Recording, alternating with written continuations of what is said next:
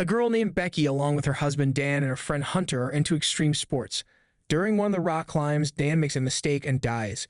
A year after the tragedy, Becky becomes depressed and stops communicating with her loved ones. Evenings pass more quickly and memories of her husband become rarer as she tries to drown her sorrow in a glass. On one such evening, Becky meets her father on his way out of the bar. He tries to convey to her that constantly beating herself up will not help and that Dan would not want to see her in this state. Day after day, Becky listens to the messages on Dan's answering machine.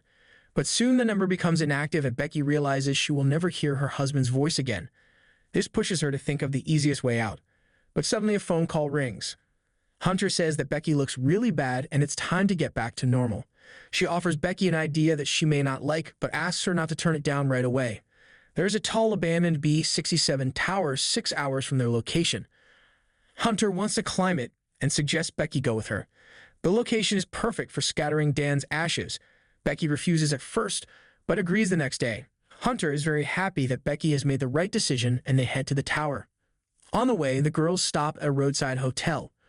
Over dinner, Hunter talks about her video blog where she performs various extreme stunts. Becky says that Hunter doesn't need to fake it to attract an audience since she's already cool. Later, when they discover that there is a charge for charging phones at the hotel, Hunter shows how they can charge the device by unscrewing a bulb from a light fixture. Upon reaching the tower, the girls take along a 15-meter rope, a selfie stick, a quadcopter, and a couple bottles of water. The plan is simple. Climb the tower, take a couple of selfies, and scatter Dan's ashes, all in 2 to 3 hours. After a year of drinking and no training, Becky is worried, but with trembling hands, she starts climbing the rusty stairs following Hunter. The higher they climb, the less secure the metal structure seems. With each meter, the wind increases and the vibrations of the rusty ladder become stronger. At a height of about 300 meters, Becky breaks one of the rungs of the ladder and the girls decide to take a short break. Becky begins to doubt her strength and regrets agreeing to do this. However, Hunter, as usual, calms her friend down.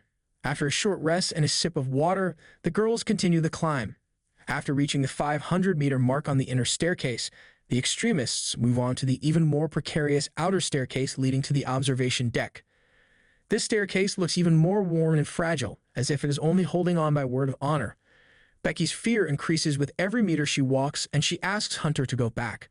But her friend insists that going down would mean that fear has triumphed, which is unacceptable. After overcoming obstacles in the form of antennas, Hunter decides to add adrenaline to the already terrified Becky. After reaching the top, the girls take some extreme selfies, shoot a video from an ATV, remember Dan with tears, and scatter his ashes. Becky overcomes her fear and is ready to go on with her life. She then offers to begin the descent. As Becky begins to descend the ladder, the rusty structure fails them and the ladder collapses. Luckily, a safety rope allows Hunter to hold Becky and save her from falling. Hunter pulls Becky back to the top of the tower. The girls are shaken, but glad they made it through the situation. Hunter notices that they didn't have time to capture the epic moment on camera. That's when they realize that the only way down is a collapsed ladder. Becky begins to panic, realizing how serious their situation is. They're on an abandoned tower in the middle of the desert, with no communication, no food, and all their water left in a backpack dropped on a satellite dish. On top of that, Becky hadn't noticed how badly she cut herself. Hunter stays positive and assures them that the noise from the falling ladder must have attracted attention and someone is already calling for rescuers.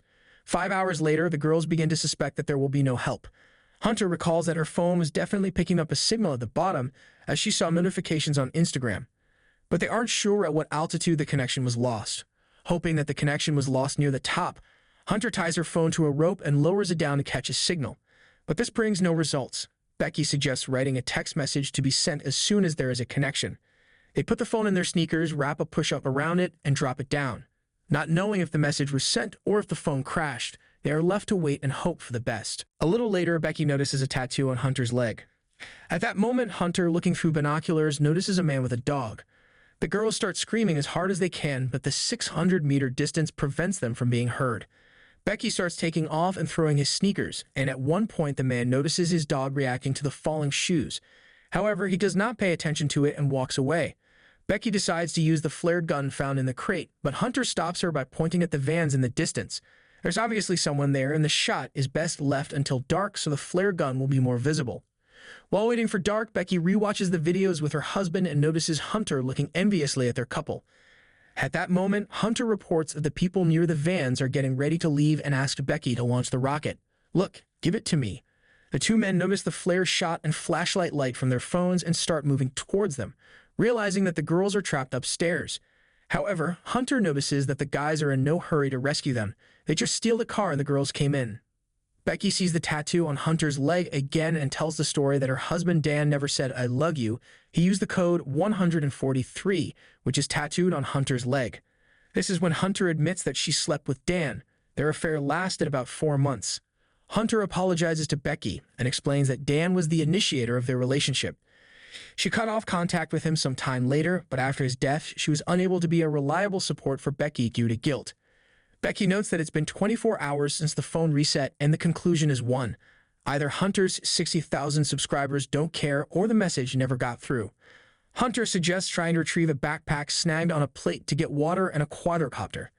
They can use it to write a message and send it to the hotel where they had dinner. Becky warns that this is a bad idea, but Hunter convinces her that they have no choice. Gathering all the will in her fist, the girl begins her descent.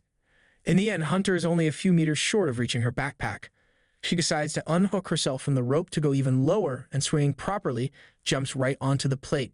She manages to grab the backpack, but now there's the question of how to get back up. Using a selfie stick, she hooks the backpack onto a loop of rope and jumps onto it, risking a fall down. Hunter yells to Becky that teamwork is now required. She will climb up the rope and Becky must pull hard on the rope. And so, almost reaching the top, Hunter snaps and falls. Becky is afraid to look down for a long time, realizing that her friend is gone. But fortunately, Hunter is alive. She was able to hold on to her backpack, although her hands were badly injured. Now it's up to Becky to see if Hunter can get out. Gathering all her strength, Becky pulls her friend out, saving her from being killed. After taking a few sips of water, Becky writes a message for help on paper, attaches it to the quadcopter, and sends it toward the motel. But it soon becomes clear that the quadcopter's battery is nearly dead, and the girls have to bring it back in an emergency. After spending the night thinking about the hopelessness of the situation, Becky notices a warning light. She recalls how Hunter at the motel was able to recharge her phone by simply leaning the charger against the lamp's batteries. Becky is sure that this trick could work for the quadcopter as well. It would give them a real chance of rescue. All they have to do is climb another 9 meters. As dawn breaks, Becky begins her ascent. Reaching the signal light, she tries to plug in the charger, but the plug contacts won't reach. She puts a gold ring inside. Voila, it's charging. Becky needs to hang in this position for as long as possible to maximize the quadcopter's charge. Her will to survive is so great that not even the damn parrot can stop her. Having accomplished the task, she climbs down and sends the quadcopter to the motel. With only a few meters to fly, Becky starts screaming hysterically, realizing that their last chance for rescue is lost.